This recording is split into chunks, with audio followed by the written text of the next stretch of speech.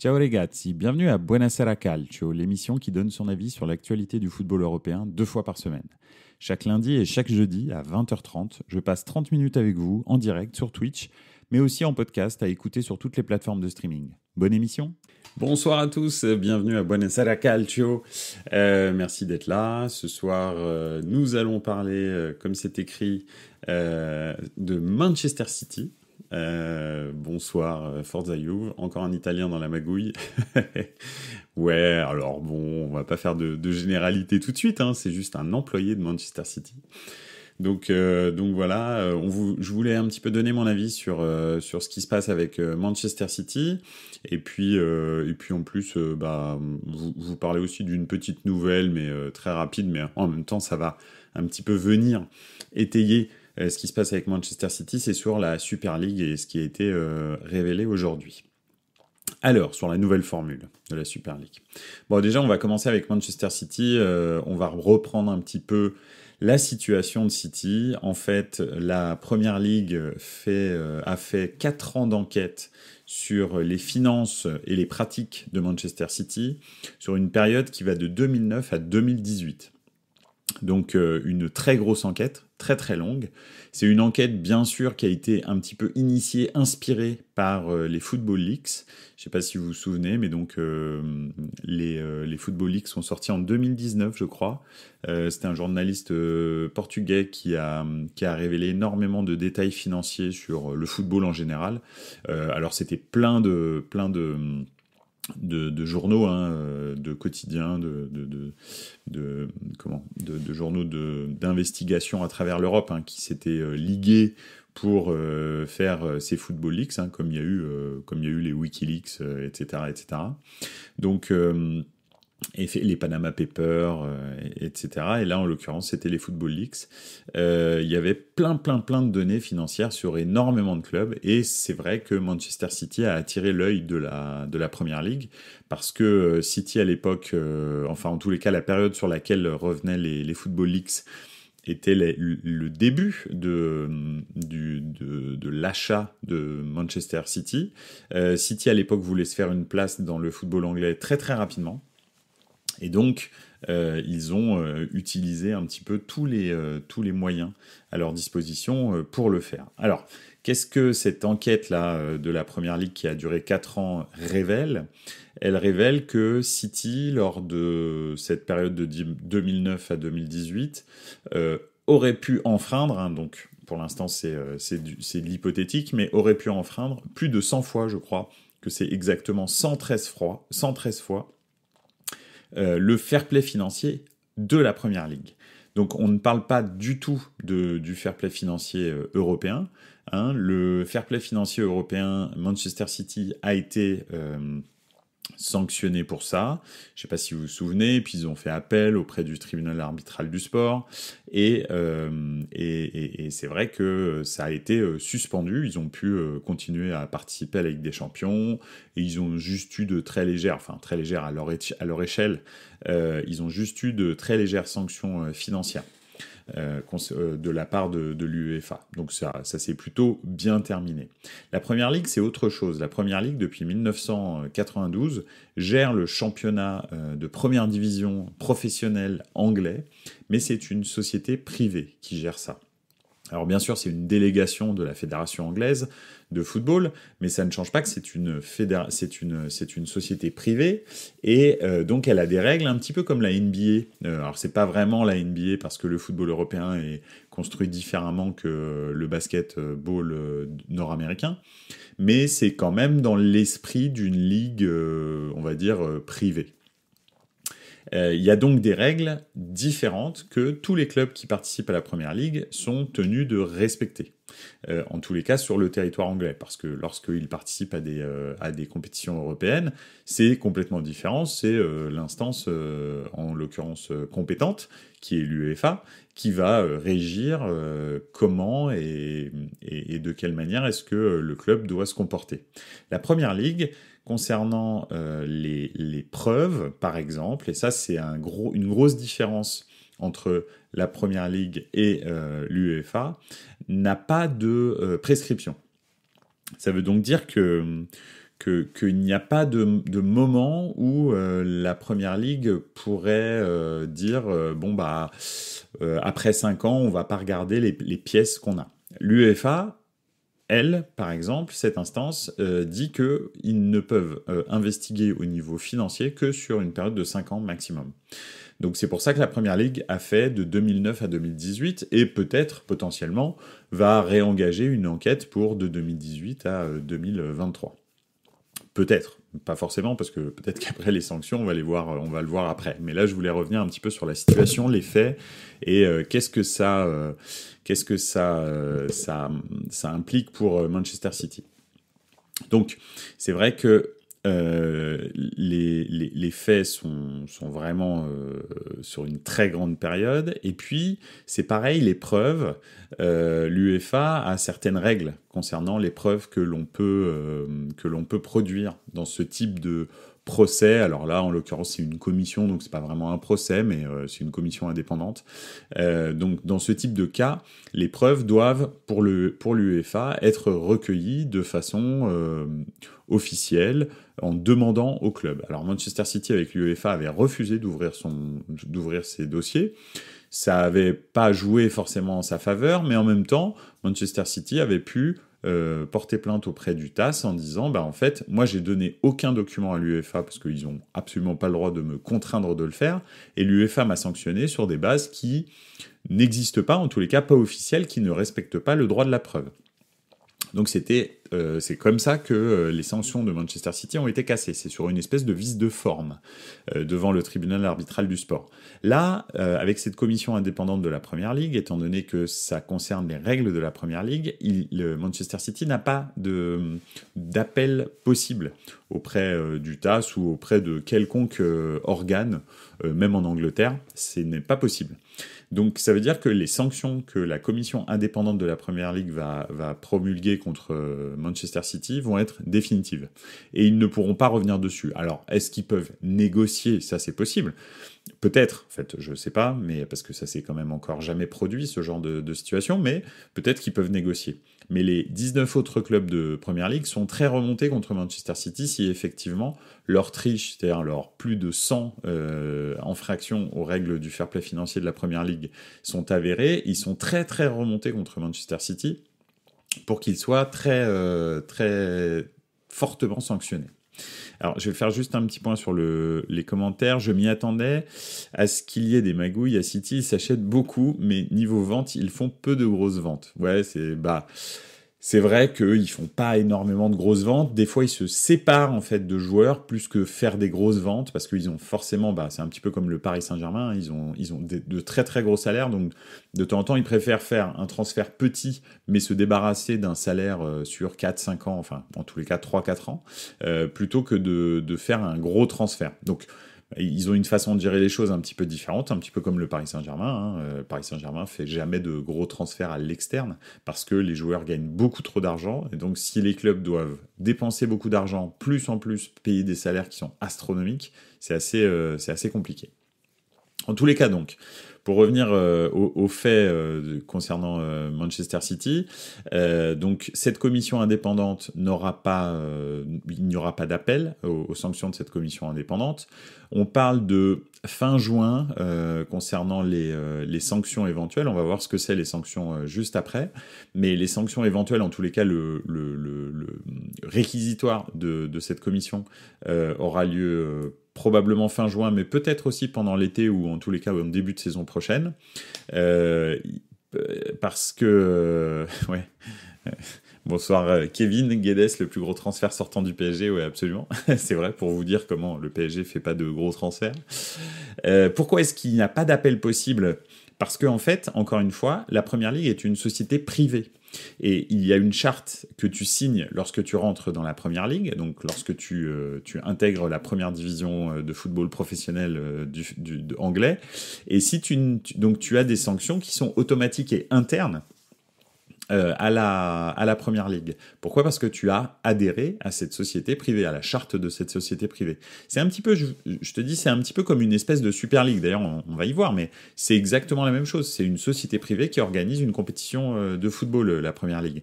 Donc, c'est elle qui met les règles. Donc, si tu enfreins ces règles-là, c'est elle qui te sanctionne. C'est pas des sanctions qui sont pénales, donc ce sont juste des sanctions qui sont soit sportives, soit économiques, mais c'est eux qui vont. Alors, il n'y a pas de. Alors, il y a Kif Kony qui pose la question. Il n'y a pas de clause compromissoire de nos compétences à une cour arbitrale. Eh bien non, je ne crois pas. Il n'y a pas, en tous les cas, ce n'est pas prévu. C'est-à-dire que cette commission indépendante est l'organe qui va sanctionner, voilà, pas de NOCEF non plus, en plus j'imagine, absolument. C'est cette commission indépendante qui va sanctionner les infractions aux règles de la Première Ligue. En l'occurrence, là, en ce moment, c'est le fair play financier de la Première Ligue qui est traité dans ce procès. Et c'est comme ça, c'est dans les statuts de la Première Ligue. Donc tu ne peux pas derrière dire ah ben non, je veux pas respecter les sanctions de cette commission indépendante parce que tu savais que c'était ça lorsque tu as signé en Première Ligue. Donc c'est un petit peu ça en fait.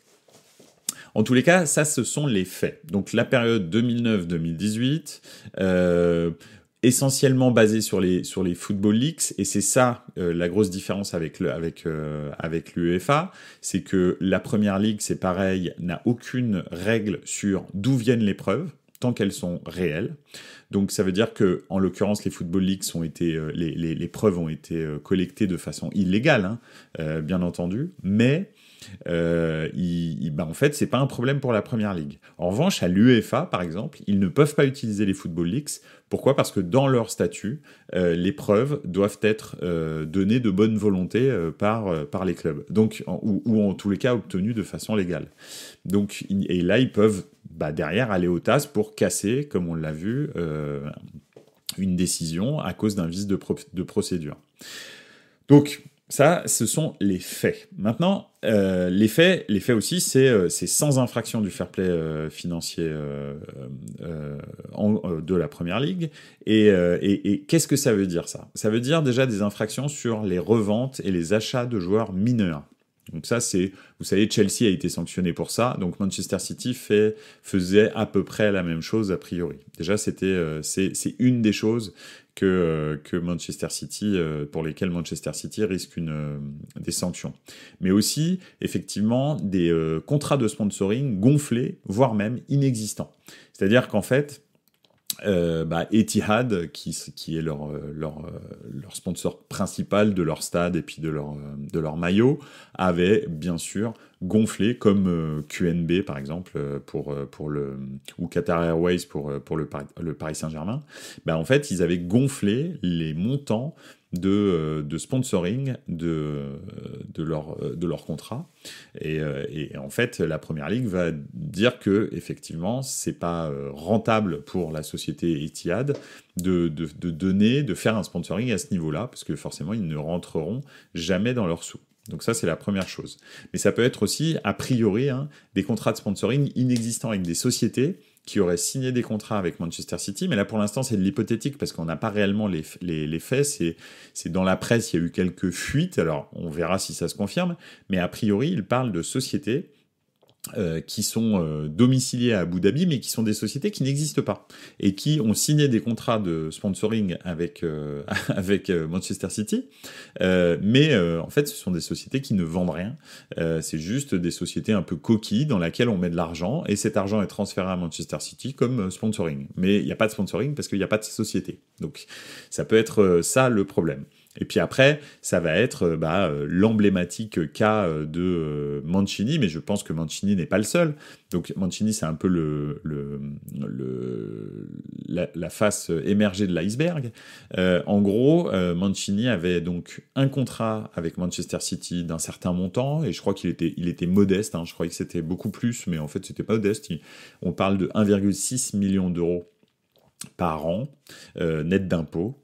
Et il avait un autre contrat à Abu Dhabi, donc un contrat qu'il n'honorait pas, parce qu'il n'était pas du tout entraîneur à Abu Dhabi, ni rien du tout, et il avait un autre contrat de 1,9 million d'euros net par an, qui était payé par un club d'Abu Dhabi, je sais plus lequel, en revanche, je suis désolé, mais donc voilà, donc c'était ce type de montage financier avec plusieurs salaires, c'est-à-dire des salaires qui sont déclarés à la Première Ligue et un salaire fictif, on va dire, qui est payé par le même propriétaire, mais à Abu Dhabi, il est possible que ce soit aussi passé avec les joueurs. Donc pour l'instant, bien sûr, on est sûr de rien, parce qu'on n'a pas les réelles preuves, ou en tous les cas résumé de toute cette affaire, mais certainement que ça va sortir le jour où il y aura des sanctions. Alors quelles sanctions, justement? On se posait la question, qu'est-ce que ça peut donner pour Manchester City? Déjà, ça dépend quand est-ce que les résultats de cette commission indépendante vont avoir lieu. Il est possible, comme je le disais tout à l'heure, que ça se fasse fin juin. Donc, auquel cas, si c'est au mois de juin, il est très probable que ce soit sur cette saison, parce que la saison se prolonge à cause de la Coupe du Monde. Donc oui, effectivement, il est possible que les sanctions s'appliquent directement sur cette saison-là. Si la saison est terminée, ce sera sur la saison suivante. Donc déjà, ça, c'est sur quelle saison est-ce que ça va se passer. Alors, ensuite... les sanctions, donc ça c'est pour les sanctions sportives. Les sanctions sportives, ça peut être des retraits de points, des matchs à rejouer, en l'occurrence sur cette saison, des matchs qu'on t'empêche de jouer, que tu as perdu sur tapis vert. Ça peut être donc oui une relégation purement et simplement, tout simplement. Ils vont pas s'embêter. Et puis bien sûr des indemnités à payer, des transferts qui peuvent être refusés, donc des joueurs qui vont repartir dans l'autre sens potentiellement. Donc bien sûr tout le monde se pose la question au sujet d'Erling Haaland. S'il repart à Dortmund, que Dortmund rend les 70 millions, Erling Haaland est à nouveau sur le marché, et là rebelote. On va voir la guerre des chefs qui va se passer encore une fois. Donc ça peut être intéressant. Alors, il y a Kif Kony qui dit des montages dignes de Sarko Big Malion. Oui, tout à fait, absolument. Je pense qu'ils ont appris des meilleurs. Forza Youth qui dit les matchs à rejouer, je trouve ça débile, ça pénalise l'autre club. C'est vrai. Sauf si c'est des matchs que l'autre club a perdu, on sait pas, ça peut peut-être l'aider, mais oui, je suis d'accord avec toi, des matchs à rejouer, c'est vrai que ce serait des matchs à rejouer, mais sans les joueurs, par exemple. Si justement il y a certains joueurs en particulier, leur salaire ont fait enfreindre le fair play financier ou leur transfert, ce sont des matchs à rejouer, mais avec ton équipe B, par exemple. Donc oui, ça pénalise l'autre club, mais ça te pénalise toi beaucoup plus que les autres, a priori. C'est pour ça que les matchs seraient à rejouer. C'est pour les rejouer, mais avec une équipe qui aurait dû ressembler à... Enfin, la vraie équipe, quoi. Pas l'équipe avec les joueurs qui enfreignent le fair play financier. Donc, voilà, des matchs à rejouer et une suspension, peut-être même des titres annulés. C'est possible.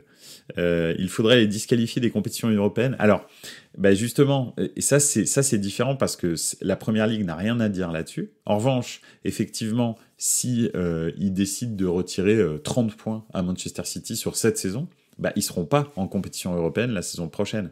Donc ça va se faire naturellement, entre guillemets, mais c'est pas l'UEFA qui peut les sanctionner. L'UEFA a déjà essayé de les sanctionner, on a vu ce que ça donnait. Malheureusement, l'UEFA n'a aucun pouvoir, en tous les cas, parce que l'UEFA n'est pas une société privée comme la Première Ligue, mais donc voilà, donc ça va se faire naturellement, mais c'est pas et puis surtout s'ils se retrouvent avec je sais pas, imaginons, allons dans l'hypothétique, mais imaginons que Manchester City se retrouve sanctionné avec des transferts annulés et que on prend les 15 ou 20 derniers transferts de Manchester City et qui sont tous annulés.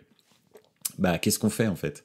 Manchester City va jouer le championnat l'année prochaine. Si en plus ils sont interdits de recrutement, ils vont jouer le championnat avec leur équipe B, voire leur équipe C. Donc finalement, la sanction européenne, elle va arriver naturellement. Je ne pense pas que même si Guardiola... Déjà, s'ils sont sanctionnés, Guardiola s'en va, il l'a dit. donc voilà, ça aussi, c'est une des sanctions, mais on va y venir, c'est dans le « et ensuite ». C'est une des sanctions, et c'est vrai que voilà, c'est de toute façon, ça va se faire naturellement. Un petit commentaire de Ford Ayuv, la saison aussi... si cela permet à un club de rejouer et de qualifier après pour les compétitions européennes, c'est chaud. Bah ouais. Effectivement, ça va être de toute façon une situation absolument particulière, hein. Enfin, là, on est dans une période du football européen et justement et ensuite dans mon et ensuite j'aimerais savoir pourquoi est-ce que pas savoir mais j'aimerais vous donner mon avis sur pourquoi est-ce qu'on en arrive là, pourquoi est-ce que des clubs comme Manchester City enfreignent à ce point-là les règles du fair play financier, pourquoi est-ce que la Juve prend autant de suspensions, de sanctions et donc de points de suspension, etc. Bah, c'est parce qu'en fait, on arrive à un moment critique du football international, à un moment où je pense qu'il n'y a pas de... On est à un point de non-retour financier. La Juve a manipulé ces chiffres pour essayer de recoller au wagon des très gros clubs que sont le Paris Saint-Germain, tous les clubs de Première Ligue, le Bayern, le Real et le Barça. C'est pour ça qu'elle se retrouve dans cette situation-là. Manchester City voulait se faire une place au soleil et voyait bien que c'est maintenant qu'il fallait le faire parce que sinon, en fait, récupérer des clubs comme Liverpool, Manchester United, etc. À l'époque, ils pensaient que c'était pas possible sans créer des revenus qui n'existaient pas. On voit qu'avec Newcastle, après, les revenus naturels maintenant des clubs anglais sont pas les mêmes qu'en 2009.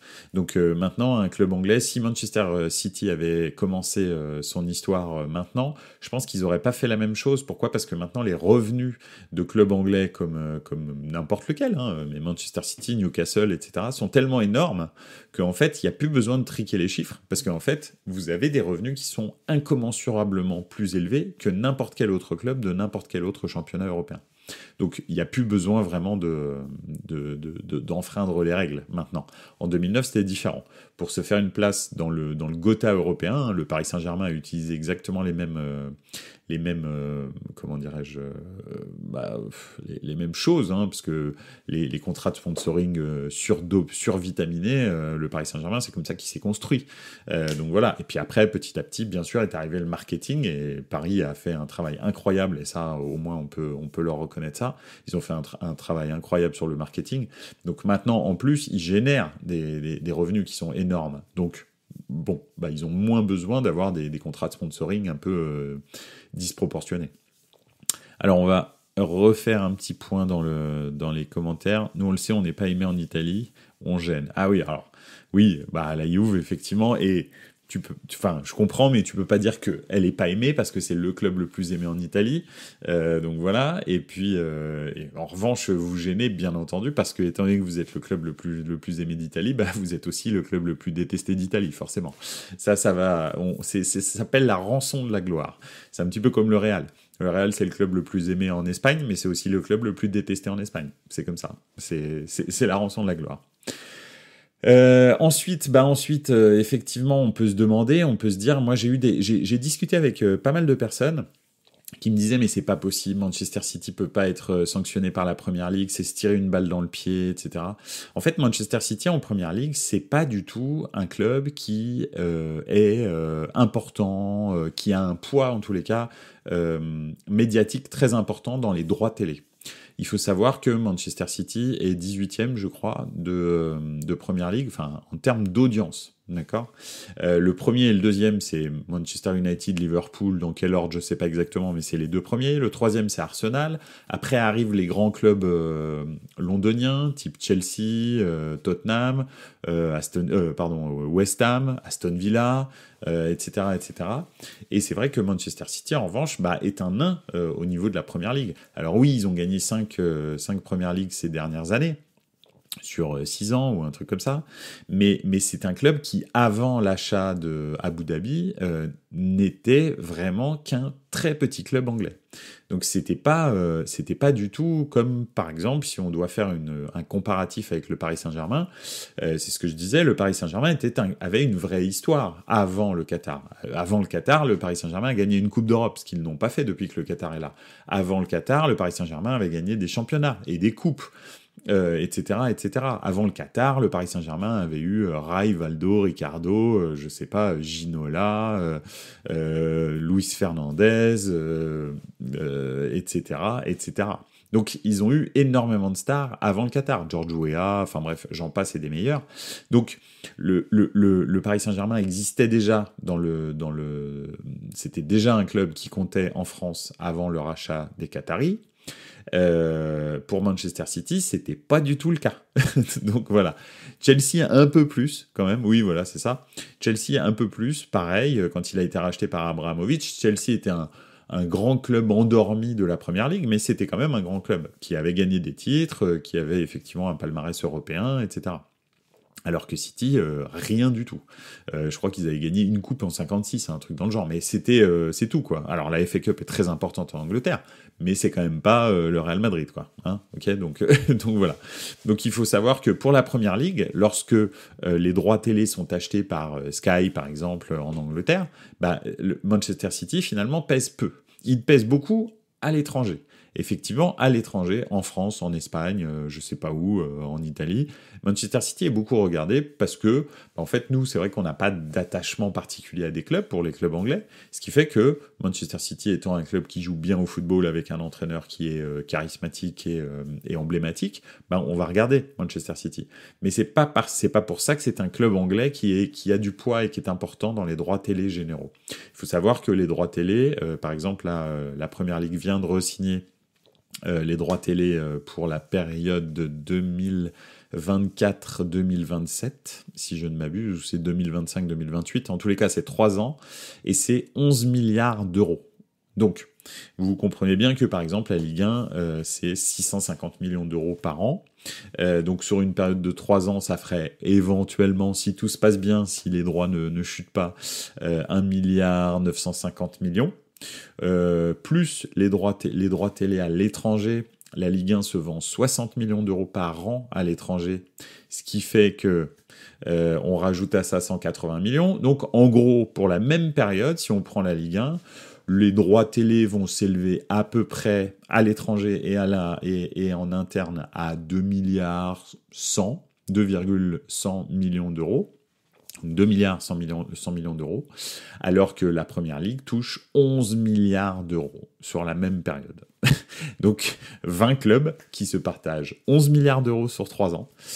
Bah en fait, c'est pour ça que je voulais faire un petit lien à la fin sur la Super League, parce qu'il y a un des développements aujourd'hui. La nouvelle version de la Super League est arrivée, entre 40 et 80 clubs, 14 matchs minimum par club, plus aucun club qui est qualifié d'office, juste des clubs qui se qualifient par le biais des championnats, et des droits qui sont gérés en direct par cette société privée que les clubs vont construire ensemble.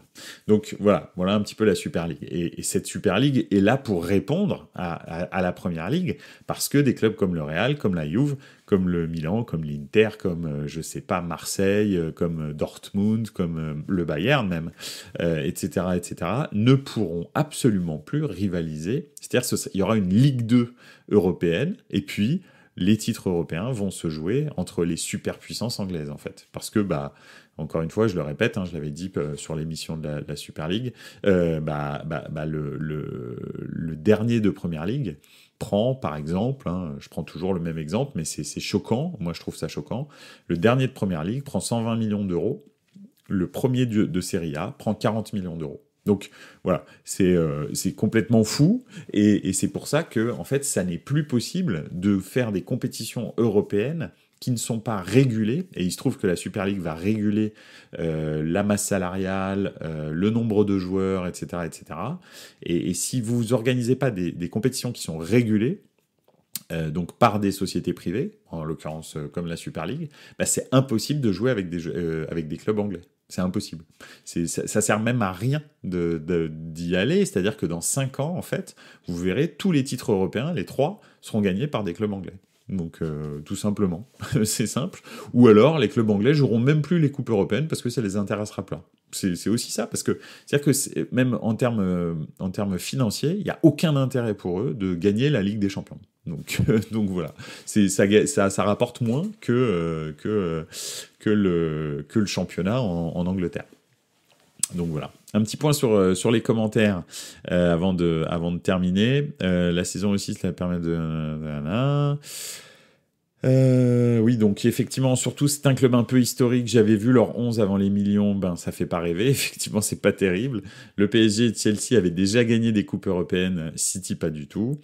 Je suis archi pour la nouvelle Super League. Bah moi aussi, si je dois donner mon avis, effectivement moi aussi. Et je veux que les clubs anglais participent à cette Super League et que y ait effectivement un encadrement financier de la masse salariale et du nombre de joueurs. Comme ça, en fait, peu importe qu'il y ait des Chelsea, des Manchester City, etc., la masse salariale et le nombre de joueurs que vous allez mettre en Super League, que vous allez pouvoir inscrire en Super League, va être limité. Vous pouvez acheter qui vous voulez. Ça change pas qu'à la fin, vous aurez que 20 joueurs et qui coûteront pas plus de temps. C'est tout. Et ça, c'est ça qu'on veut en fait. Comme ça, après, ils ont une autre équipe s'ils veulent pour se battre dans leur première ligue complètement folle. Aucun souci, ça c'est leur problème, ils ont 60 équipes pour jouer, 60 joueurs pardon, pour jouer dans leur première ligue, il n'y a aucun problème, mais quand on les rencontre sur le domaine européen, donc en l'occurrence la Super League, bah c'est encadré et la masse salariale ne sera pas plus grosse que celle de n'importe quel autre club. Donc voilà. La dernière finale surprise en Ligue des Champions date de bientôt 20 ans avec Monaco-Porto. Bah ouais, c'est ça. Effectivement, maintenant, il y a quand même de moins en moins de surprises. Alors après, vous connaissez mon goût pour les grands clubs. Hein. Moi, j'aime les grands chocs entre les grands clubs. Mais c'est vrai que c'est quand même un petit peu embêtant. Voilà. En tous les cas, ensuite, bah écoutez, j'ai pas hâte, mais je suis curieux de voir quelles sont les sanctions que vont prendre Manchester City et comment est-ce que ça va se matérialiser. Pep Guardiola a demandé aux dirigeants si ils avaient enfreint quel que soit de quelque manière que ce soit, excusez-moi, le fair play financier de la première ligue, ils ont dit que non. Il a dit que s'il lui avait menti, il allait partir instantanément. Donc si en plus ils perdent Guardiola, bah ça va être beaucoup de sanctions d'un coup. Donc je suis vraiment curieux de voir ça et puis de voir un petit peu comment est-ce que Manchester City va rebondir après ça. Comment est-ce que la première ligue va digérer, on va dire, l'élimination de Manchester City si c'est le cas, si c'est ce qui se passe.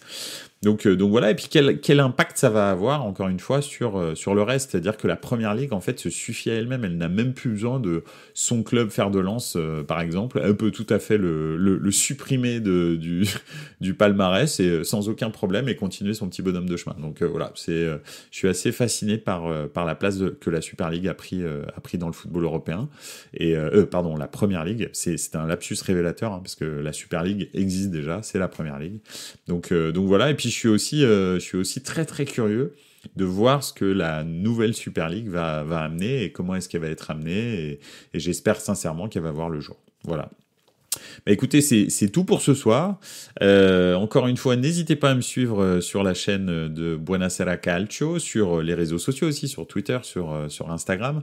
Et puis n'oubliez pas, vous pouvez toujours revoir en VOD les vidéos sur Twitch, hein, sur la chaîne Buonasera Calcio, mais aussi les écouter toutes les émissions en podcast sur toutes les plateformes de streaming, Apple Podcasts, etc. N'hésitez pas à vous abonner et puis à me mettre des petites étoiles si vous trouvez que j'en mérite. Voilà, en tous les cas, merci beaucoup. Ça a été encore un plaisir de passer du temps avec vous. Et puis, on se voit cette fois-ci lundi prochain. Voilà, allez, bonne soirée.